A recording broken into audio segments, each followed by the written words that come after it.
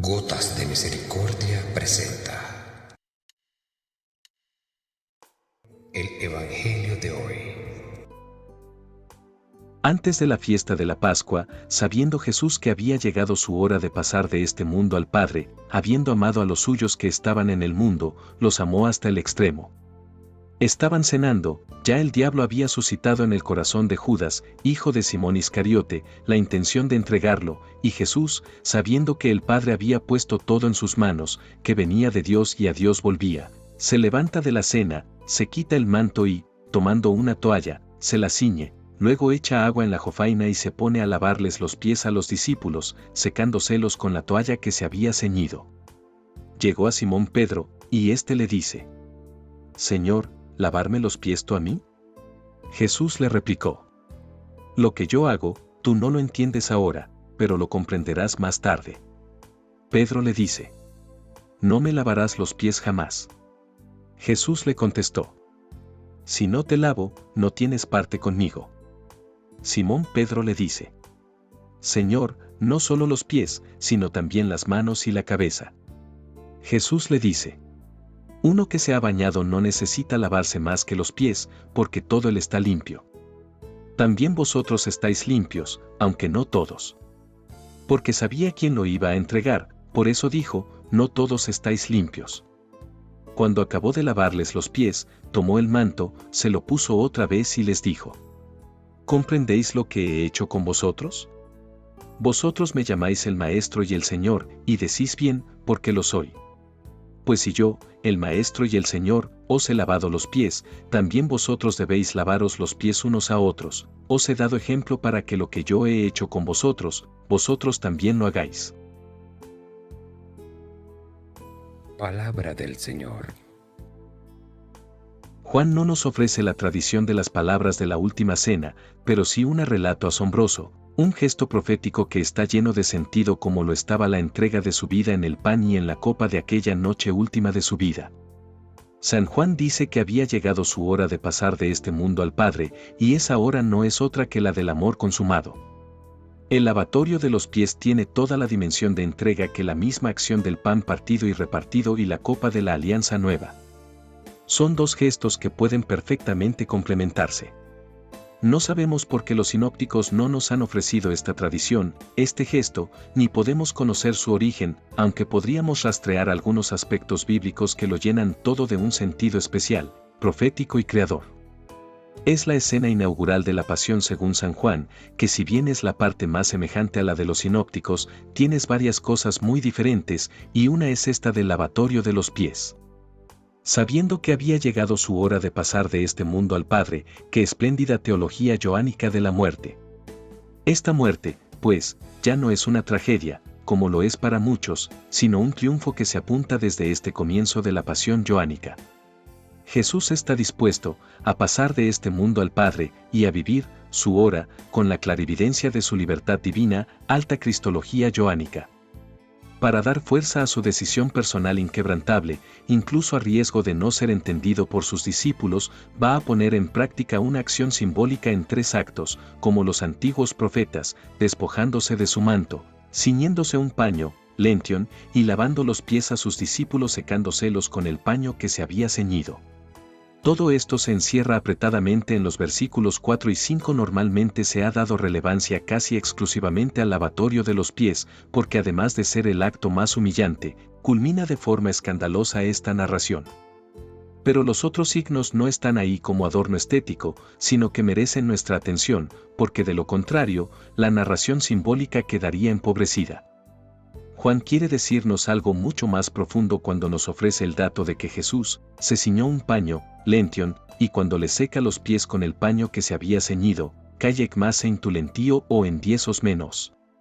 Como acción simbólica de la muerte que se quería significar hubiera bastado con que se hablara exclusivamente de que Jesús fue lavando los pies de sus discípulos uno a uno. Sin embargo, ¿por qué se vuelve a insistir en el lention con que se había ceñido? Tampoco era necesario repetir esto cuando hubiera bastado con decir que se los fue secando, puesto que se supone que se los tenía que haber secado con un paño o toalla. Pero se vuelve a hablar del ceñimiento en el versículo 5 en correspondencia con la acción del versículo 4 entre las cuales se encierra el lavatorio. Si estamos ante una narración simbólica de carácter profético, entonces debemos desentrañar todas las acciones significantes. Y, sin duda, la acción de ceñirse es mucho más significante de lo que aparece a primera vista, aunque hasta ahora apenas se haya hecho notar. La hora de Jesús, que es la hora del amor consumado, exige una lucha, una guerra con los que le quieren imponer el destino ciego del odio. Jesús no está dispuesto a que nadie le imponga su muerte, sino que es Él quien impone su hora como voluntad y proyecto de Dios. El Padre se lo ha entregado todo en sus manos y no es posible que nadie se lo arrebate, porque la suya no es una muerte más, un asesinato de tantos como impone el odio sobre el mundo, sino que es la muerte soteriológica por excelencia. No vienen las cosas como si se tratara de una simple condena legal, como después aparecerá ante el juicio del procurador. Jesús, ciñéndose como los antiguos guerreros, debe ganar la batalla de la muerte, he ahí la paradoja, pero de la muerte redentora. Jesús no lucha para no morir, sino para que su muerte tenga sentido y no sea ciega y absurda como la muerte que da el mundo. Sí, como parece la mejor explicación, el lavatorio de los pies es una acción simbólica de la muerte de Jesús, entonces vemos cómo el Maestro se entrega a ellos, cuando deberían ser los discípulos los que deberían estar dispuestos a dar la vida por el Maestro, como ocurre en las mentalidades pedagógicas de entonces, incluso de los fariseos. De ahí que en los versículos 6 y 11 se nos quiera explicar que Pedro no puede entender que Jesús dé su vida por los suyos, solo lo entenderá después, tras la muerte y la resurrección. De ahí que podamos optar porque los versículos 6 y 10 representan la interpretación más antigua y acertada del lavatorio de los pies, según el recurso estilístico de las falsas interpretaciones joánicas. Esta debería ser la interpretación del diálogo entre Jesús y Pedro. Hay que aceptar la muerte de Jesús como una muerte salvífica. La interpretación posterior de un acto de humildad no es desacertada, porque en realidad la muerte de Jesús a los ojos del mundo es una humillación, un acto de humildad y un servicio de esclavo que hace el Hijo de Dios a los hombres. Pero la significación inmediata es la libertad de Jesús de morir por nosotros, tal como se pone de manifiesto en el lavatorio de los pies a sus discípulos, y para eso también era necesario que Él se ciñera, porque era una guerra contra lo proyectado por el mundo. Por consiguiente, los tres gestos van unidos los unos a los otros, dando como resultado una acción profético-simbólica perfecta recogida en la narración de los versículos 4 y 5.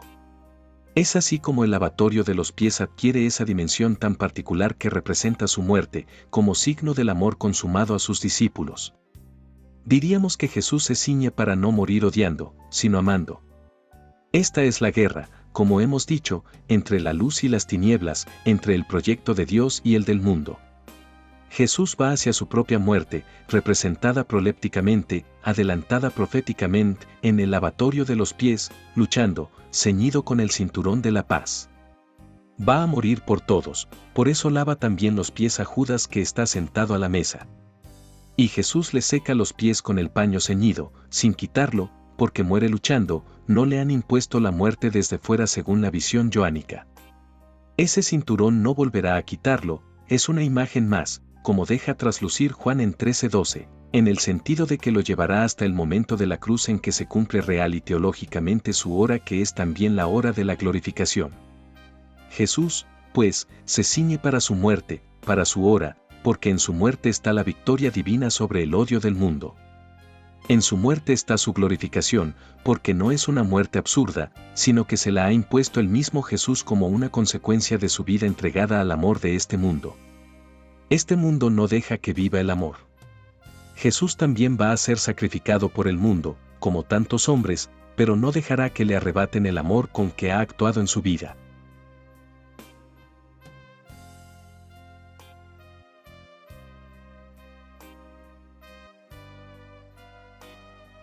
Escuchar el Evangelio cada día nos ayuda a centrarnos en Cristo. Olvidamos fácilmente quién es verdaderamente Cristo y quiénes somos nosotros en Él. Las buenas nuevas despejan la niebla del olvido y nos recuerda lo que Dios ha hecho en la historia y en su pueblo. Meditar en la palabra de Dios y la verdad del Evangelio arraiga nuestra fe, nos hace fructíferos, nos alimenta, nos refresca, nos hace crecer y nos mantiene firme en medio de las pruebas.